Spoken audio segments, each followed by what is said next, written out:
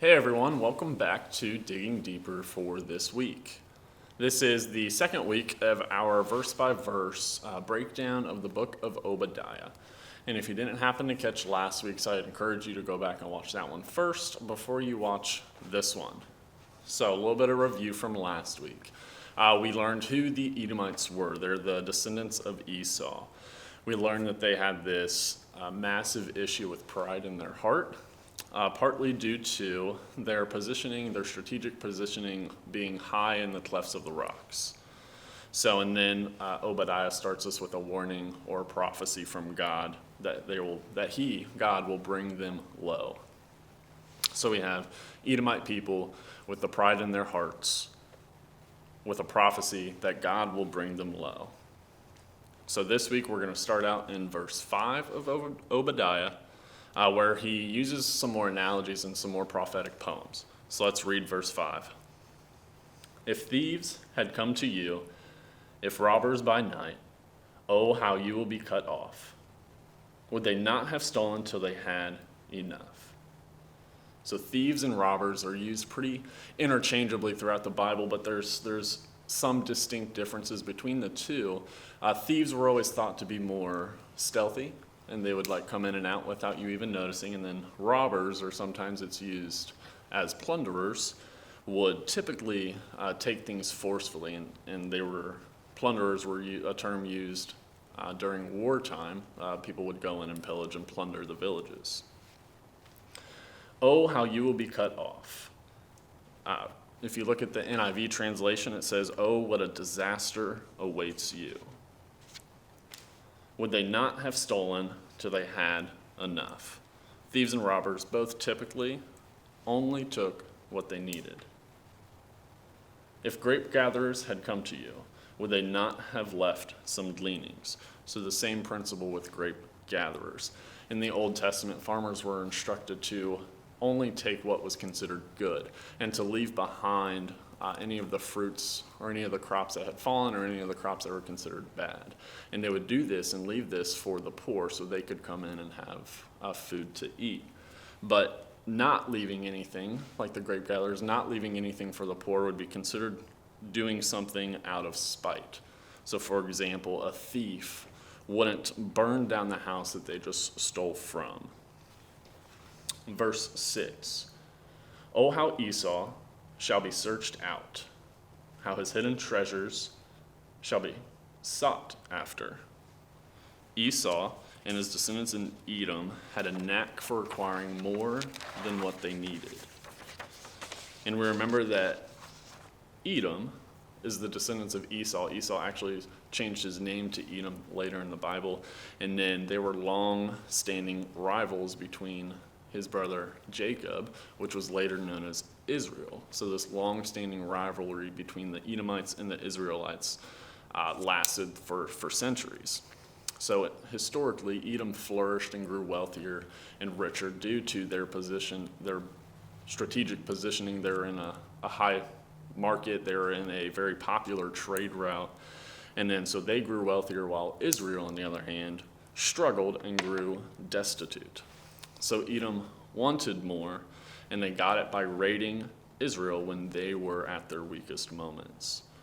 So Israel was already destitute, but Edom came in and robbed their brother nation instead of helping them, hitting them while they were down. Listen to the New Living Translation of verse 6 here. Every nook and cranny of Edom will be searched and looted. Every treasure will be found and taken. Edom is essentially going to reap what they have already sowed. Verse 7, moving on. All the men in your confederacy shall force you to the border. Confederacy was typically used for your allies through wartime, or your allies, and it references Edom's neighboring countries that they were allies with. So all of the men in your confederacy shall force you to the border. So these allies were going to force them out of their homes.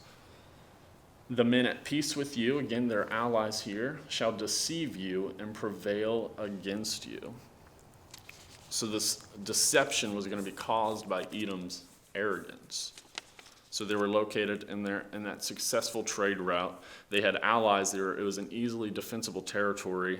All of this success, paired with that pridefulness in their heart, led to their overconfidence and destruction. As it goes on, those who eat your bread shall lay a trap for you.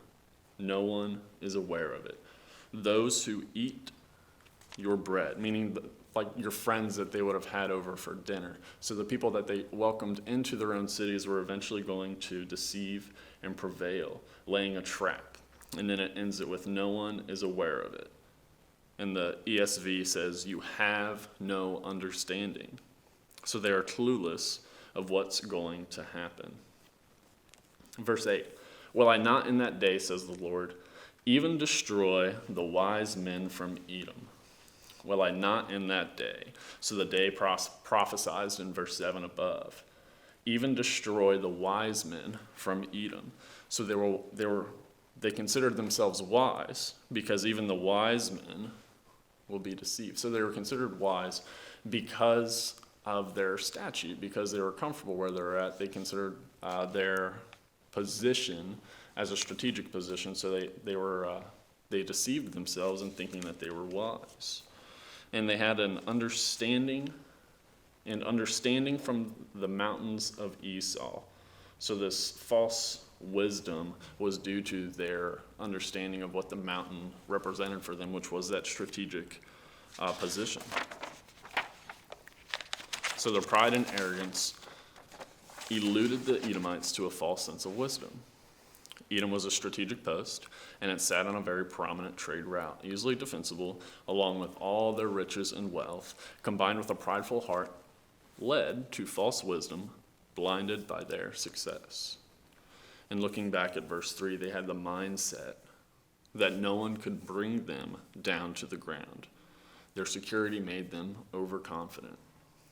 And then in verse 9, then your mighty men, mighty, so these were their warriors, O Teman, and Teman was a city in Edom and was actually named after one of Esau's grandsons, shall be dismayed. Dismayed means to be filled with terror, to the end that everyone from the mountains of Esau, so everyone from the mountains, nobody was going to escape this judgment from God, may be cut off by slaughter.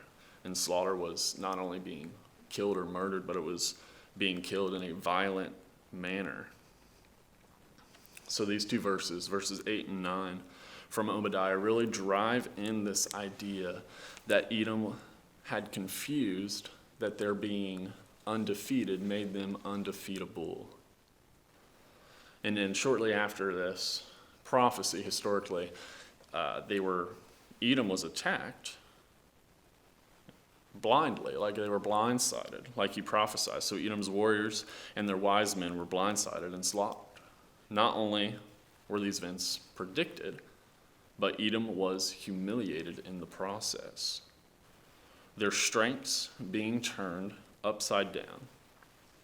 These verses 5 through 9, much like last week, are an example of a divine judgment and prophecy of what's to come for the nation of Edom.